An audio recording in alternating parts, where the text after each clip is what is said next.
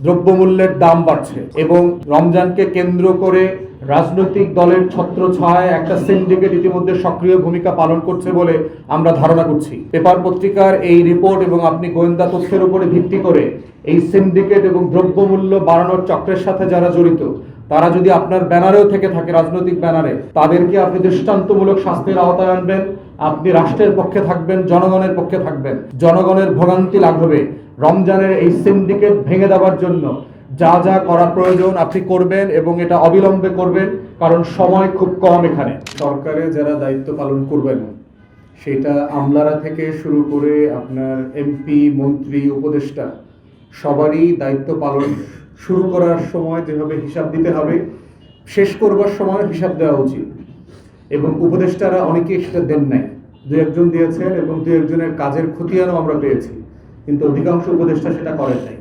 এবং একই জিনিস হচ্ছে বর্তমান আমলেও যারা দায়িত্ব নিয়েছেন, এই সরকারে এমপি, মন্ত্রী হচ্ছেন, আমলা হচ্ছেন, বড় বড় দায়িত্ব পেয়েছেন, তাদের ব্যাপারেও বর্তমান সরকারকে আহ্বান করব যে আপনারা সরকারের অর্থের হিসাব নেন, ওনাদের ব্যাংকের স্টেটমেন্ট থেকে শুরু করে ওনাদের আয় উপার্জনের খতিয়ান নেন, যেটা পাবলিক করা উচিত। এবং যখন বিদায় নেবেন তখনও একটা জিনিস করা উচিত, একইভাবে করা উচিত।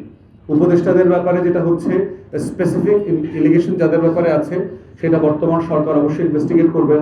দুদক আছে, ইতিমধ্যে এর আগে অনেকগুলো অভিযোগ এসছে, অমুক উপদেষ্টা দুর্নীতিবাজ তমুক, কিন্তু এগুলো হচ্ছে পত্রিকার রিপোর্টের উপর ভিত্তি করে কাউকে তো দুর্নীতিবাজ বলার সুযোগ নাই।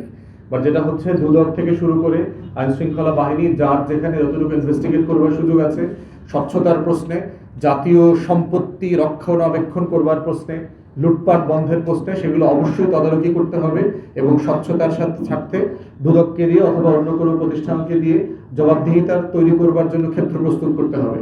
তো ইতিমধ্যে মাননীয় প্রধানমন্ত্রী ঘোষণা দিয়েছেন যে দুর্নীতিবাজকে ডিল করবার জন্য অথবা দুর্নীতি বন্ধ করবার জন্য উনি খুবই টাফ ভূমিকা পালন করবেন। তো সেটা আগের আমলে যারা দুর্নীতি করেছে তাদের ক্ষেত্রে যেমন প্রযোজ্য, ওনার সরকারে যারা দুর্নীতি করবেন তাদের ক্ষেত্রেও প্রযোজ্য। তা আমরা দেখতে চাই বর্তমান সরকার দুর্নীতির ব্যাপারে আসলে সিরিয়াসলি কি কি অ্যাকশন নিচ্ছেন, সেটা যেন সবার কাছে স্বচ্ছতার সাথে দৃশ্যমান হয়। মাদক ব্যবসার সাথে জড়িত তাদেরকে নিয়ন্ত্রণ করেন, তা না হলে আপনি যেই সংস্কারের ওয়াদা প্রতিশ্রুতি দিয়েছেন 31 দফাতে সেগুলো বাস্তবায়ন করতে পারবেন না এবং জনগণ আপনাদের উপরে অসন্তুষ্ট হবে অতি অল্প সময়ের মধ্যে। তাই আমরা চাচ্ছি এগুলোর ব্যাপারে আপনি দ্রুততম সময়ে আপনার মাননীয় স্বরাষ্ট্রমন্ত্রীর মাধ্যমে উদ্যোগ নেবেন এবং ব্যবস্থা নেবেন। রমজান আসন্ন, কালকে অথবা পরশু থেকে মাহে রমজান শুরু হবে।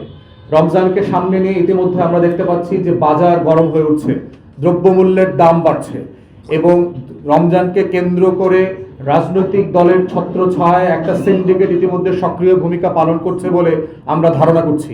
পেপার পত্রিকার এই রিপোর্ট এবং আপনি গোয়েন্দা তথ্যের উপরে ভিত্তি করে এই সিন্ডিকেট এবং দ্রব্যমূল্য বাড়ানোর চক্রের সাথে যারা জড়িত তারা যদি আপনার ব্যানারেও থেকে থাকে, রাজনৈতিক ব্যানারে, তাদেরকে আপনি দৃষ্টান্তমূলক শাস্তির আওতায় আনবেন।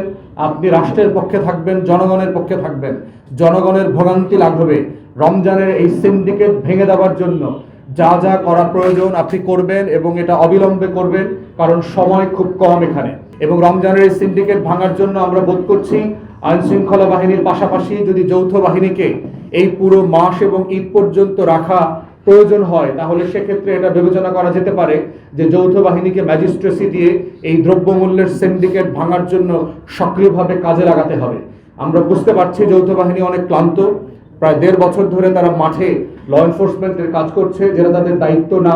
তারা একটা ভালো নির্বাচন করবার জন্য চেষ্টা করেছে, কিন্তু তারপরও দেশের বৃহত্তর স্বার্থে এই বাস্তবতাটা বিবেচনায় আপনারা নিতে পারেন। তো আমি সামগ্রিকভাবে ধারণা করছি এবং আশা করছি মাননীয় প্রধানমন্ত্রী, নতুন সরকার সেই জুলাই আকাঙ্ক্ষা বাস্তবায়নের জন্য দৃঢ় চিত্তে কাজ করবেন, দেশের মানুষের পক্ষে দাঁড়াবেন এবং দেশের মানুষের আকাঙ্ক্ষা, ছাত্র যুবকদের আকাঙ্ক্ষা, বিরোধী দলের নিরাপত্তা, বিরোধী দলের রাজনীতি এবং ভোট যারা দিয়েছে তাদের মত প্রকাশের স্বাধীনতা, সেগুলো নিশ্চিত করবেন। আওয়ামী ফ্যাসিবাদের আমলে যেই কারণে তাদেরকে ব্যর্থ হতে হয়েছে, দেশ ছেড়ে পালাতে হয়েছে, তাদেরকে ভূমিধস পরাজয়ের মধ্য দিয়ে লজ্জিত হতে হয়েছে, রাজনীতিতে নাই হতে হয়েছে, এরকম কোনো ঘটনা আপনি এবং আপনার সরকারের কাছ থেকে আমরা আকাঙ্ক্ষা করি না। তা আজকে এই ব্রিফিংয়ে আমরা আকাঙ্ক্ষা করছি নতুন সরকার পুরাতন 17 বছরের ভুলগুলো থেকে শিক্ষা নেবে এবং বাংলাদেশকে নতুন করে সংস্কার বিচারের যে আকাঙ্ক্ষার মধ্যে আছে সেখান থেকে তারা এগিয়ে নিয়ে যাবে পরবর্তী ধারায়।